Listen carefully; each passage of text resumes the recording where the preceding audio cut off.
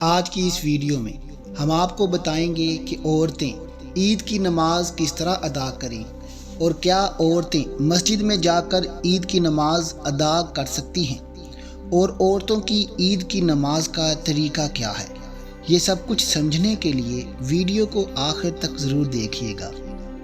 محترم ناظرین، ایک مہینے کی بھوک پیاس اور لذت نفس کی مشقتیں برداشت کرنے کے بعد کھانے پینے کی پابندی سے رخصت ملنے پر جو طبی خوشی ملتی ہے، اسی طرح دن کا روزہ رات کی تاریکی میں ڈھل جانے پر جو اگلی خوشی مسلمان کو حاصل ہوتی ہے، شرعی دائرے میں رہتے ہوئے اسی خوشی کے اظہار کا نام عید الفطر ہے۔ عید کے معنی لوٹنا اور بار بار آنا ہے۔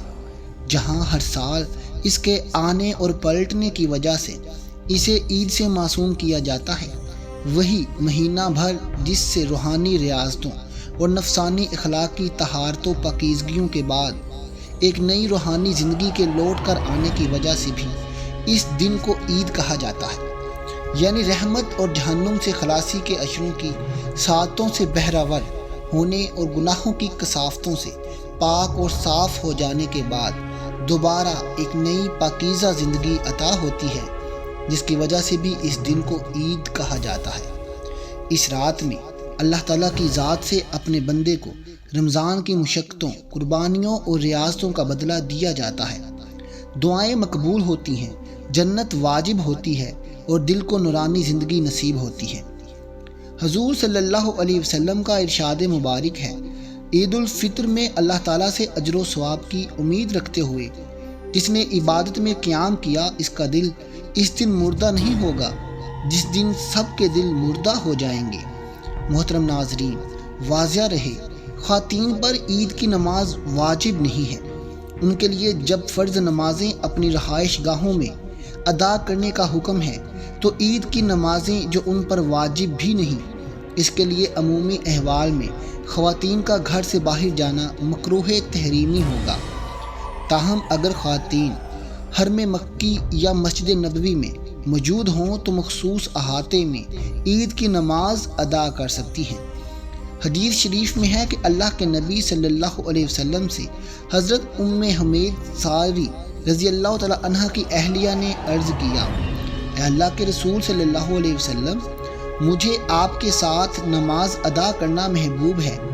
تو آپ صلی اللہ علیہ وسلم نے ارشاد فرمایا، مجھے معلوم ہے کہ تمہیں میرے ساتھ نماز ادا کرنا محبوب ہے، لیکن تمہارے گھر کی کوٹھڑی میں نماز ادا کرنا گھر کے صحن میں نماز ادا کرنے سے بہتر ہے، اور گھر میں نماز ادا کرنا محلے کی مسجد میں نماز ادا کرنے سے بہتر ہے، اور محلے کی مسجد میں نماز ادا کرنا میری مسجد میں یعنی کہ مسجد نبوی میں نماز ادا کرنے سے بہتر ہے۔ چنانچہ ان کے لیے گھر کی اندرونی کوٹھڑی میں نماز کی جگہ بنائی گئی، یہاں وہ نماز پڑھتی رہیں یہاں تک کہ اللہ عز و جل سے جا ملی۔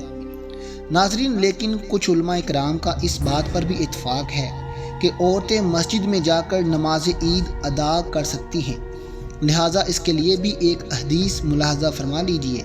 حضرت ام عطیہ رضی اللہ تعالی عنہ نے کہا کہ ہمیں حکم دیا رسول اللہ صلی اللہ علیہ وسلم نے کہ لے جائیں ہم عید الفطر اور عید الاضحیٰ میں کنواریوں کو، جوان لڑکیوں کو اور پردہ نشینیوں کو، سو حیض والیاں جدا رہیں نماز کی جگہ سے اور حاضر ہوں، شرکت کریں خیر میں اور مسلمانوں کی دعا میں۔ میں نے عرض کیا، اے اللہ کے رسول صلی اللہ علیہ وسلم، ہم میں سے کس کے پاس چادر نہیں ہوتی؟ تو آپ صلی اللہ علیہ وسلم نے ارشاد فرمایا، پہنائیں اس کو اس کی بہن اپنی چادر، یعنی کہ اس کی دوسری سہیلی یا دوسری عورت اس کو اپنی چادر اڑا دے۔ ناظرین، اسلام کی خوشی، شان و شوکت، شکرانہ اور عبادت کا عظیم دن ہے، اس لیے ہر مرد اور عورت کا جانا ضروری ہے۔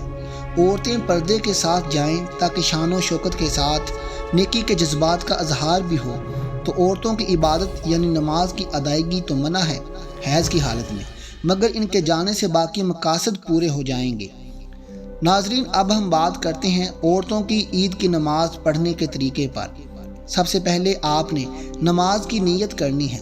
نیت ایسے کرتے ہیں جیسے مردوں کی نیت ہوتی ہے، اس کا طریقہ کار یہی ہے، میں نیت کرتا ہوں یا کرتی ہوں 2 رکعت نماز عید الفطر واجب زائد 6 تکبیروں کے پیچھے اس امام کے منہ میرا خانہ کعبہ شریف کی طرف۔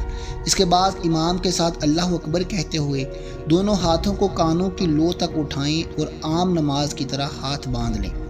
اس کے بعد ثنا پڑھی جائے گی۔ ثنا کے بعد قرأت سے پہلے امام صاحب 3 تکبیریں کہیں گے۔ امام صاحب کی ہر تکبیر کے بعد کانوں کی لو تک ہاتھ اٹھائیں اور کھلا چھوڑ دیں۔ تیسری تکبیر کے بعد پھر ہاتھ باندھ لیں۔ اب امام صاحب قرأت کریں گے اور مقتدی خاموشی سے سنیں گے۔ قرأت کے بعد امام صاحب رکوع اور سجدہ کر کے پہلی رکعت مکمل کریں گے۔ دوسری رکعت میں قرأت کے بعد رکوع سے پہلے امام صاحب پھر تکبیریں کہیں گے۔ مقتدی امام صاحب کے ساتھ ہر تکبیر پر کانوں کے ساتھ ہاتھ اٹھا کر چھوڑتا رہے گا اور چوتھی تکبیر پر رکوع میں چلے جائیں گے۔ اس کے بعد باقی نماز عام نماز کی طرح مکمل ہو جائے گی۔